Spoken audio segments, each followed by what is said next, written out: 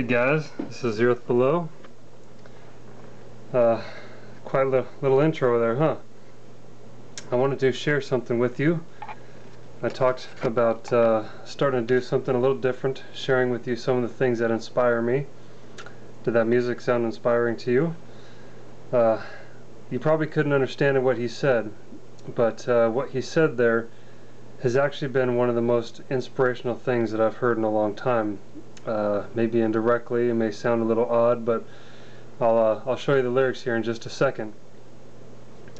But it's from a band called All Shall Perish, and I had heard one song from them without really knowing anything about who they were, and so I had bought the CD, and that's always been one of my hobbies, was searching out and looking for bands and music that I had never heard of before, only heard a little bit, and many times I'd buy them just hoping they turned out good. And over the years I've gotten really good at being able to find albums that I know are going to be good even if I know virtually nothing about them beforehand.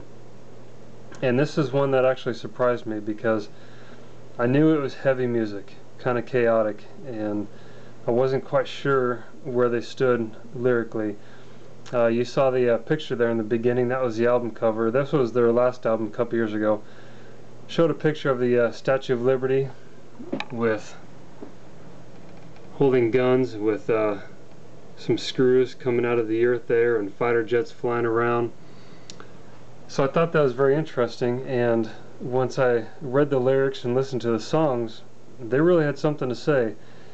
I don't know the band personally, of course. They have nothing to do with me or anything like that. I can't truly vouch for them as people, but some of the lyrics on some of the songs really struck a chord with me.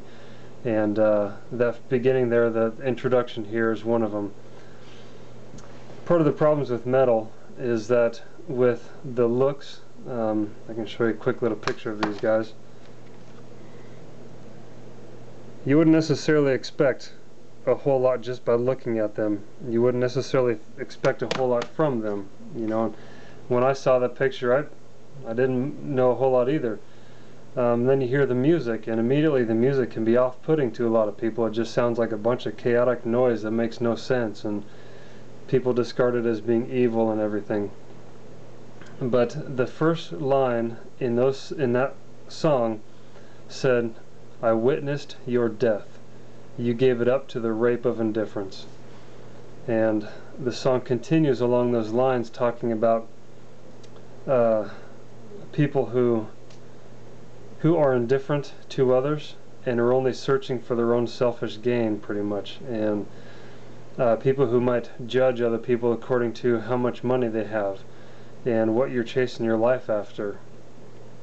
And basically in the song, the singer, the writer of the lyrics, making the point that he's going to reject that life, that chasing after false idols and false dreams of you know, worldly success and wealth.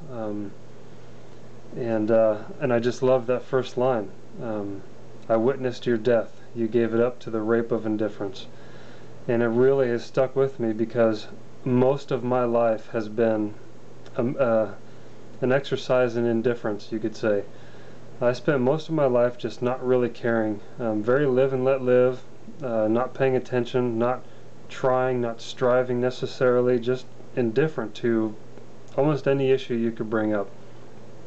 And I've said before, after getting married and after having a son, and he's 4 years old, and these last few years after moving to Georgia, it's actually when I found this band and when I started paying attention to conservative radio and things like that, and it just really got me thinking.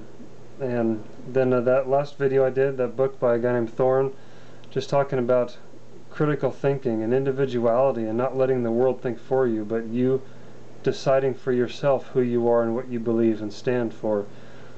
And then those lyrics came up to me again. Indifference. Indifference leads to rape.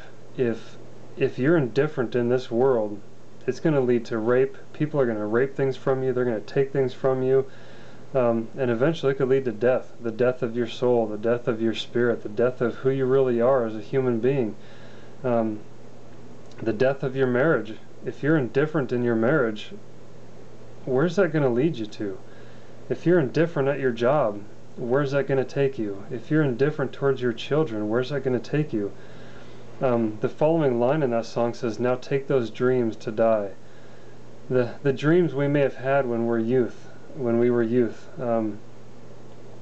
Indifference leads to the death of those dreams and the raping of other people who are just going to come along and take everything that you could have had.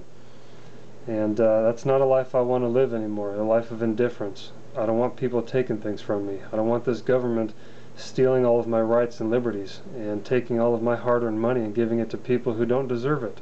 I got no problem with helping people who truly need the help, but helping people who do absolutely nothing, I got a problem with that. Giving the government more and more control over every aspect of my life, it's not what this country was meant for.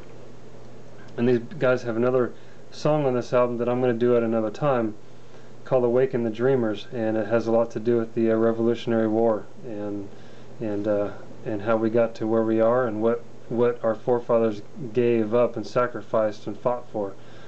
But I just want to leave that thought with you today, the thought of indifference versus deciding who you truly are and what you believe in and what you're striving for.